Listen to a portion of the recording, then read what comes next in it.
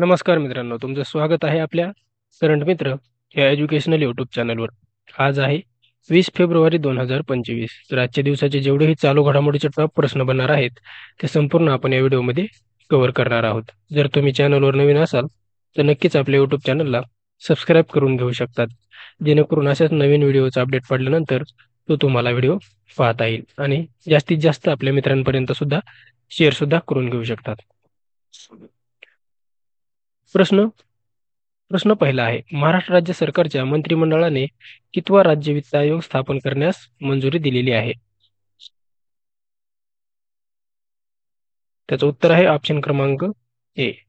महाराष्ट्र राज्याने 6वा वित्त आयोग साठी महाराष्ट्र सरकारच्या मंत्रिमंडळाने मान्यता दिलेली आहे. 6वा वित्त आयोगासाठी.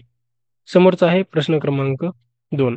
महाराष्ट्र राज्य सरकारने 6वा राज्य वित्त आयोग स्थापन करण्यास मंजुरी दिलेली असून त्याचा कार्यकाळ हा किती असणार आहे? त्याचं उत्तर आहे ऑप्शन क्रमांक सी. 1 एप्रिल 2026 ते 31 मार्च 2031 पर्यंत हा 6वा वित्त आयोगाचा कार्यकाळ असणार आहे. 1 एप्रिल 26 ते 31 मार्च 2031 पर्यंत. समोरचा आहे प्रश्न क्रमांक 3. भारत आणि कोणत्या देशाने पुढील 5 वर्षात व्यापार दुप्पट करण्याचे लक्ष्य निर्धारित केलेलं आहे? त्याचं उत्तर आहे ऑप्शन क्रमांक सी. भारत आणि कतार या 2 देशांमध्ये पुढील 5 वर्षामध्ये व्यापार दुप्पट करण्याचे लक्ष्य निर्धारित करण्यात आलेलं आहे. भारत आणि कतार या 2 देशांमध्ये. समोरचा आहे प्रश्न क्रमांक 4. भारत आणि कतारच्या द्विपक्षीय व्यापार सध्या किती अब्ज डॉलरवर आहे? त्याचं उत्तर आहे ऑप्शन क्रमांक सी. 14 अब्ज डॉलरवर भारत आणि कतार या द्विपक्षीय व्यापार सध्या 14 अब्ज डॉलर इतका आहे, भारत आणि कतार या 2 देशादरम्यान. समोरचा आहे प्रश्न क्रमांक 5. FIH प्रो हॉकी लीग स्पर्धा कोणत्या देशामध्ये सुरू आहे? उत्तर आहे ऑप्शन क्रमांक बी. भारत या देशामध्ये FIH प्रो हॉकी लीग ही स्पर्धा भारतामध्ये सुरू आहे. समोरचा आहे प्रश्न क्रमांक 6. आशिया मिक्स्ड टीम बॅडमिंटन चॅम्पियनशिप 2025 चे विजेतेपद कोणी पटकावलेलं आहे? त्याचं उत्तर आहे ऑप्शन क्रमांक डी. इंडोनेशिया या देशाने आशिया मिक्स्ड टीम बॅडमिंटन चॅम्पियनशिप 2025 चं विजेतेपद पटकावलेलं आहे इंडोनेशिया या देशाने. समोरचा आहे प्रश्न क्रमांक 7. आशिया मिक्स्ड टीम बॅडमिंटन चॅम्पियनशिप 2025 चे आयोजन कुठे करण्यात आलेलं होतं? त्याचं उत्तर आहे ऑप्शन क्रमांक बी. चीन या देशामध्ये या बॅडमिंटन लीगचं आयोजन करण्यात आलेलं आहे 2025चा. समोरचा आहे प्रश्न क्रमांक 8. आशिया मिक्स्ड टीम बॅडमिंटन चॅम्पियनशिप 2025 या स्पर्धेत भारताने कितवे स्थान पटकावलेलं आहे? त्याचं उत्तर आहे ऑप्शन क्रमांक डी. भारताने याच्यामध्ये 5वे स्थान पटकावलेलं आहे. समोरचा आहे प्रश्न क्रमांक 9. भारतीय महासागर संमेलन कुठे आयोजित करण्यात आलेलं आहे? त्याचं उत्तर आहे ऑप्शन क्रमांक ए. ओमान या देशामध्ये भारतीय महासागर संमेलन 2025चं आयोजन ओमान या देशामध्ये करण्यात आलेलं आहे. त्याच्याबद्दल महत्त्वाचे पॉईंट आहेत. भारत, सिंगापूर आणि ओमान यांनी मस्कत येथील ओमान येथे ही 8वी भारतीय महासागर परिषद आयोजित केलेली आहे. जी भारतीय महासागर परिषद म्हणजेच IOC हा भारतीय महासागरातील प्रादेशिक सहकार्याचा हा एक वार्षिक मंच आहे. समोरचा आहे प्रश्न क्रमांक 10. कोणत्या देशात कवी तिरुवल्लूर यांच्या पुतळ्याचे अनावरण करण्यात आलेलं आहे? त्याचं उत्तर आहे ऑप्शन क्रमांक बी.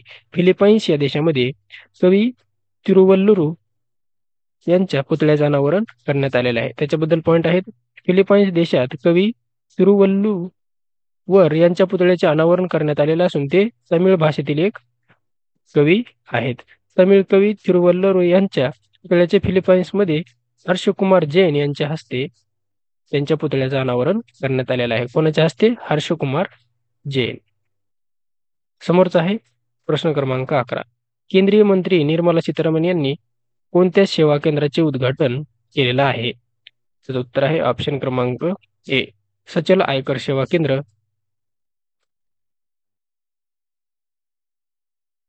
याचं उद्घाटन केंद्रीय मंत्री निर्मला सीतारामन यांनी केलेलं आहे. सचल आयकर सेवा केंद्र.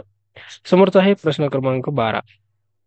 केंद्रीय मंत्री निर्मला सीतारामन यांनी कोणत्या ठिकाणी सचल आयकर सेवा केंद्राचे उद्घाटन केलेलं आहे? त्याचं उत्तर आहे ऑप्शन क्रमांक सी, मुंबईमध्ये केंद्रीय मंत्री निर्मला सीतारामन यांनी सचल आयकर सेवा केंद्राचं उद्घाटन मुंबईमध्ये केलेलं आहे. समोरचा आहे प्रश्न क्रमांक 13.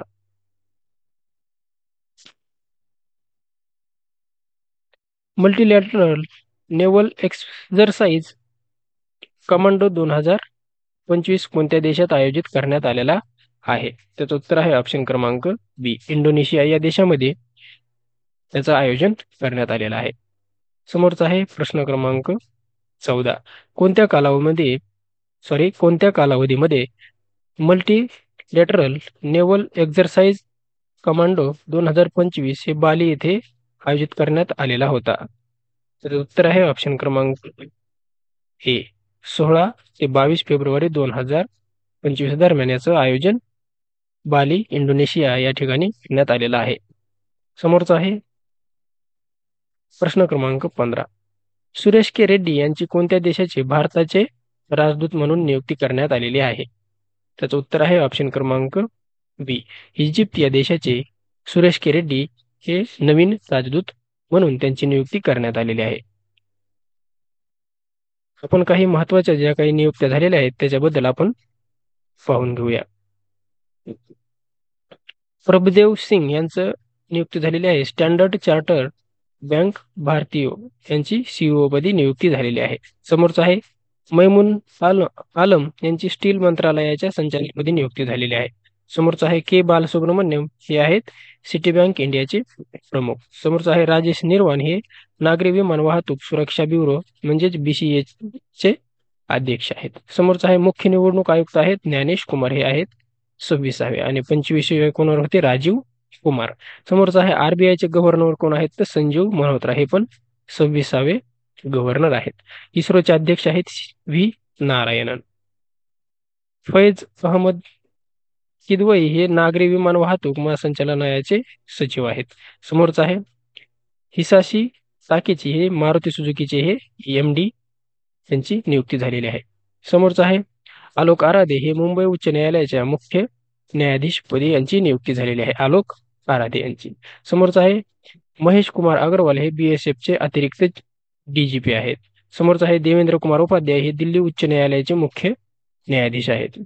समोरचा आहे संजीव रंजन यांची इंडियन ओशन रिम असोसिएशन म्हणजेच IORA चे सरचिटणीसपदी नियुक्ती झालेली आहे.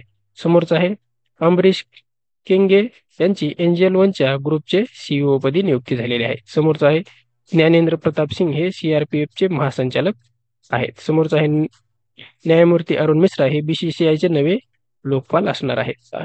कोण? अरुण मिश्रा. समोरचा आहे नितीन जोशी हे आहेत उच्च शिक्षण सचिव. समोरचा आहे न्यायमूर्ती कृष्णन विनोद चंदन यांनी सर्वोच्च न्यायालयाचे नवे न्यायाधीश असणार आहेत. कोणते? कृष्णन विनोद चंदन. समोरचा प्रश्न आहे प्रश्न क्रमांक 16. PM आशा योजनेचा प्राथमिक उद्देश हा काय आहे? त्याचं उत्तर आहे ऑप्शन क्रमांक डी, शेतकऱ्यांच्या उत्पादनांना योग्य भाव मिळावा यासाठी PM आशा योजनेचा हा प्राथमिक उद्देश असणार आहे. त्याच्याबद्दल महत्त्वाचे पॉइंट आहेत. केंद्राने 15व्या वित्त आयोगाच्या चक्रांतर्गत प्रधानमंत्री अन्नदाता आय संरक्षण अभियान म्हणजेच PM आशा योजनेला 2025-26 पर्यंत मुदतवाढ देण्यात आलेली आहे. ही योजना शेतकऱ्यांना योग्य भाव सुनिश्चित करते आणि जीवनावश्यक वस्तूंच्या किमतीही स्थिर करत असते. किंमत समर्थन योजनेअंतर्गत PSS सरकार केंद्रीय नोडल एजन्सीद्वारे किमान आधारभूत किंमत म्हणजेच MSP म्हणजे त्याच्यामध्ये डाळी, तेलबिया आणि खोबरे खरेदी करते, ज्याच्यामध्ये देशांतर्गत उत्पादन वाढण्यासाठी 2024-25 साठी तूर, उडद आणि मसूर यांची 100% खरेदी मंजूर करण्यात आलेली आहे. तर मित्रांनो हे होते काय 20 फेब्रुवारी 2025 चे महत्त्वाचे चालू घडामोडीचे प्रश्न. जर तुम्ही आपल्या चॅनलवर नवीन असाल तर नक्कीच आपल्या YouTube चॅनलला सबस्क्राईब सुद्धा करू शकतात.